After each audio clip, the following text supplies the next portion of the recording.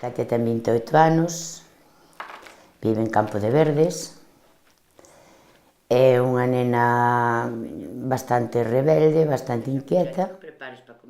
Katia é buena, torpe, moito, moi torpe. Quere todo o mimo pa ela, quere toda a atención pa ela. Moi cariñoso, a quen non conoce abrazo e chucho, sei que ele é moi cariñoso, Se ten que tirar as cousas, tiras, e se ten que dicir que non fai nada, pois non o fai. É moi enfermiña, fora non anda, non se vai daqui ao coche que leválo pola mão, que sola non vai. E logo despois é unha nena bastante complicada debido á enfermedade que ten.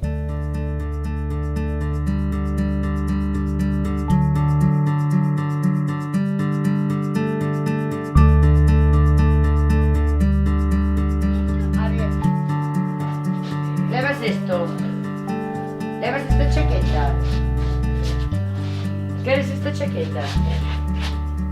No. Esta sudadera? Sí. A ver. Esta. Entonces, se levas este chándal, levas este tamén. A súa enfermedade é unha parálise cerebral congénita, ten epilepsia, problemas de psicomotricidade, é dificultad para andar, ten problemas nas articulacións. Katia empezou a camiñar aos 5 anos. Apóllate aquí. Eu, pois, necesitaba comunicarme ca nena. Eu sabía que ela que me conocía a miña voz. Entonces eu dixen, bueno, teño que buscar unha forma de comunicarme con ela. Comprobei se a mímica era a forma que nos pudera comunicar ás dúas. E foi a forma que nos comunicou ás dúas. Quedanche 2 días de cole, Quedanche 2 días, claro.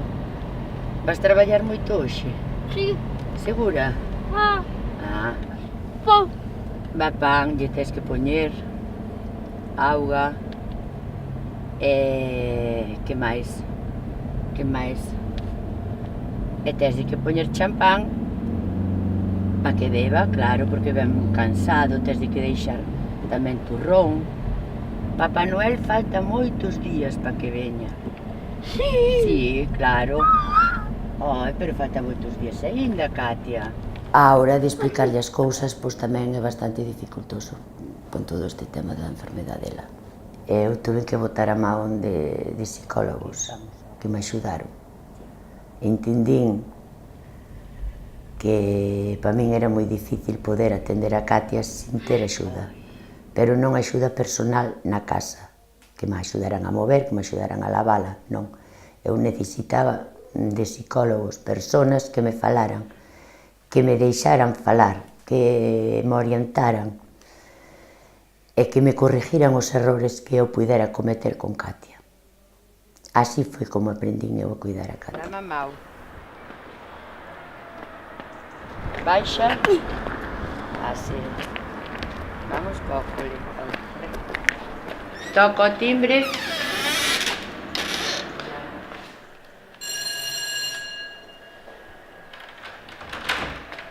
Hola, buenos días. ¿Qué tal, Katia? Muchas gracias. Ay. ¡Hala! Chao, Mira. Sí, ya pasó. Vale, luego. Hasta tarde. Chao.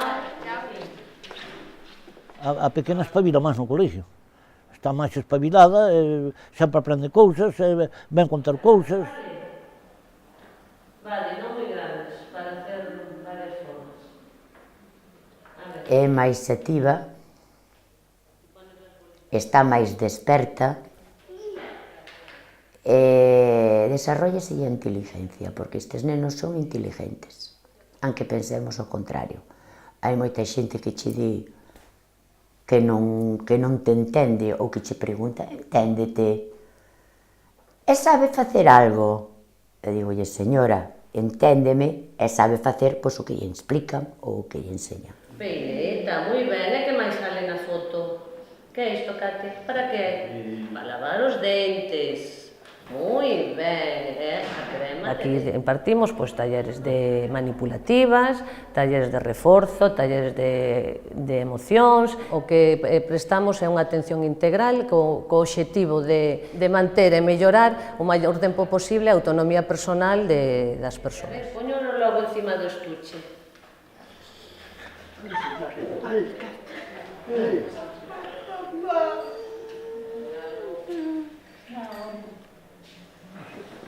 Katia é moi sociable, a ver, a nivel de comunicación non fala moito, pero ela é moi expresiva e comunícase moito con xestos, con palabras, indicando o que quere. E realmente é moi sociable, os compañeros queren a moito.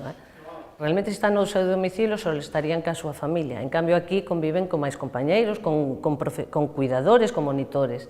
Entonces é o día a día para eles tamén é un logro e pasano ben o que disfruten e falen e traballen cos seus compañeiros. A vez favoreces un descanso no domicilio. Que é iso, chicos? Guantes, onde se... Todos os nenos teñen dereito a estes centros e todas as nais teñen dereito a ter unha axuda e un apoio.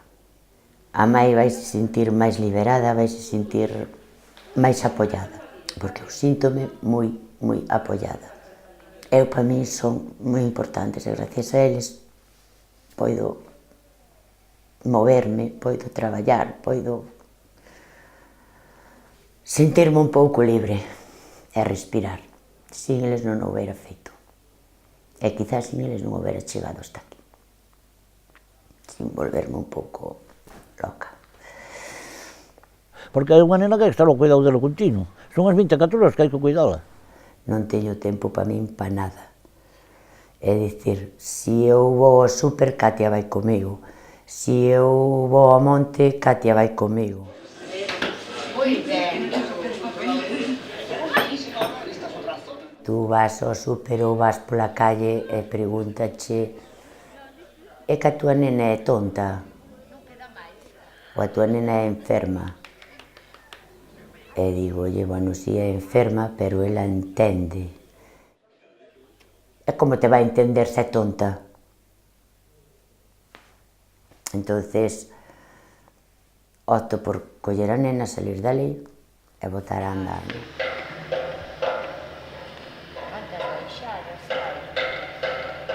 Ela ten moita dificultad para camiñar.